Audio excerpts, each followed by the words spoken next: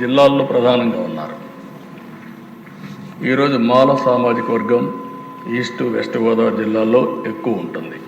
ఇంకా కొన్ని జిల్లాలు అదే మరి నెల్లూరు కానీ ఈ జిల్లాలో ఎక్కువగా ఉన్నారు. ఇంకొక పక్కన మాదిగ సామాజిక వర్గం రాయలసీమలో కడప, కర్నూలు, అనంతపూర్లు ఎక్కువగా ఉన్నారు. ఇప్పుడు మనం ఏదైతే సెన్సస్ ఒకసారి చూస్తే రెల్లి అంతా కూడా ఎక్కువగా విశాఖపట్నం, విజయనగరం ఆ ప్రాంతాల్లో ఎక్కువగా ఉన్నారు. అయితే ఈరోజు కమిషన్ వేసిన తర్వాత కమిషన్ ఇచ్చిన రిపోర్టు ఏదైతే 26 జిల్లాలు అయినాయి, ఈ 26 జిల్లాల్లో ఇది చేయాలంటే జనాభా లెక్కలు సరిగా లేవు. కాబట్టి నేను రికమెండ్ చేయలేకపోతున్నాను. గవర్నమెంట్కి అధికారం ఉంది. 2026లో సెన్సస్ జరుగుతుంది. ఆ సెన్సస్లో వచ్చిన డేటా ఆధారంగా మీరు జిల్లా వారీగా కేటగరైజేషన్ చేసుకునే అవకాశం ఉందని చాలా స్పష్టంగా చెప్పారు. ఎన్నికల్లో కూడా మనం చెప్పింది జిల్లా వారీగా కేటగరైజేషన్ తీసుకొస్తామని చాలా స్పష్టంగా హామీ ఇచ్చాం. మళ్ళీ హామీ ఇస్తున్నా.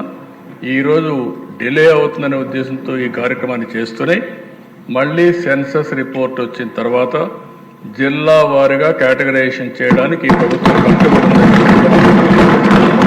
దానివల్ల రిలీజ్ కూడా వచ్చే అవకాశం వస్తుంది. అధ్యక్ష ఈరోజు అన్ని పార్టీలు కూడా మాట్లాడినప్పుడు ఒక సోషల్ జస్టిస్, సామాజిక న్యాయానికి కట్టుబడి ఉన్నామని అందరం కూడా చెప్తున్నాం. అన్ని పార్టీలు ప్రయత్నాలు చేస్తున్నాయి, ఏ కొద్ది పార్టీలు తప్ప.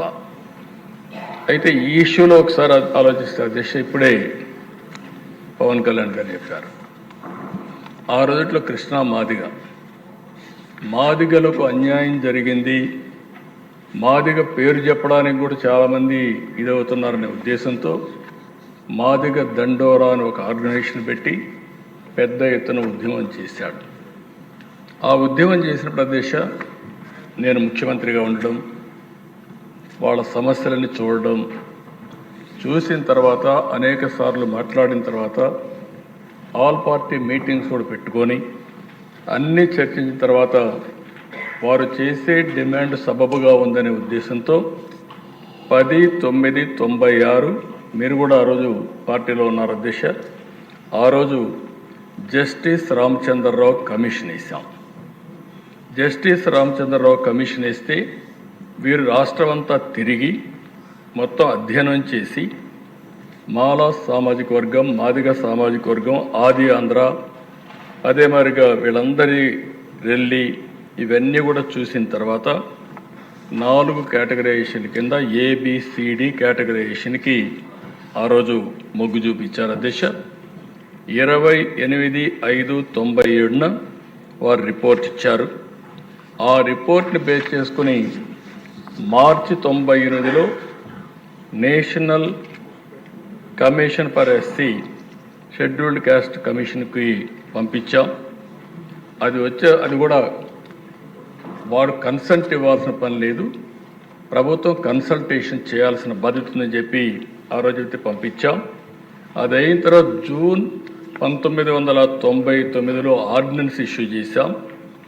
2/5/2200లో ఆ రోజు యాక్ట్ కూడా తీసుకొచ్చాం. అది కూడా మీరు చూస్తే ఏదైతే rationalisation and reservation act 2000 Andhra Pradesh scheduled caste అని చెప్పి యాక్ట్ కూడా తీసుకొచ్చాం. అదే సమయంలో ఎప్పుడు కూడా ఈ దేశంలో కొన్ని ఛాలెంజెస్ వస్తూ ఉంటాయి. ఏదైతే యాక్ట్ వచ్చిన తర్వాత నవంబర్ 2000లో హైకోర్టులో ఛాలెంజ్ చేశారు. నవంబర్లో అయితే హైకోర్టు కూడా దీన్ని అప్హెల్డ్ చేస్తూ ఇది కరెక్ట్గా ఉందని చెప్పి జడ్జిమెంట్ ఇచ్చారు. అదే మరిగా నవంబర్ 2004లో మళ్ళీ సుప్రీంకోర్టుకి వెళ్ళారు. సుప్రీంకోర్టుకి వెళ్ళినప్పుడు వారు అక్కడ చెప్పింది ఆ రోజుట్లో ఏదైతే వయలేషన్ ఆఫ్ ఆర్టికల్ 341(2) ఓన్లీ పార్లమెంట్కే అధికారం ఉంది అని ఒకటి, రెండోది ల్యాక్ ఆఫ్ లెజిస్లేటివ్ కాంపిటెన్స్ అని, మూడోది వయలేషన్ ఆఫ్ ఆర్టికల్ 14 అని చెప్పే ఉద్దేశంతో దీన్ని కొట్టేశారు అధ్యక్ష. అయితే 10/12/2004 ఆ రోజు కాంగ్రెస్ గవర్నమెంట్ ఉంది. ఆ రోజు వీళ్ళు ఒక అసెంబ్లీలో ఒక తీర్మానం కూడా పాస్ చేసి మళ్ళీ పంపించారు అధ్యక్ష. This house had passed resolution on 22nd April 1998 for categorization scheduled caste as recommended by Justice Ramchandraju Commission. In view of the recent Supreme Court judgment, the House resolves to recommend to the Government of India to take up the matter in the parliamentary పంపించారు. కానీ అప్పట్లో అది చేయలేకపోయారు అధ్యక్ష. అయితే మే 2007 ఏదైతే justice Usha Mehra కమిషన్కి refer చేశారు, ఆ రోజు కూడా జస్టిస్ ఉషా మెహ్రా కమిషన్ 2008లో రిపోర్ట్ ఇస్తూ అన్యాయం జరిగిన మాట వాస్తవం కాబట్టి కేటగరైజేషన్ అవసరం అని చెప్తూ వారు కూడా 2000-2004 మధ్యలో ఈ కేటగరైజేషన్ వల్ల కొంత మంచి జరిగిందని కూడా సమర్థించే పరిస్థితికి వచ్చారు అధ్యక్ష.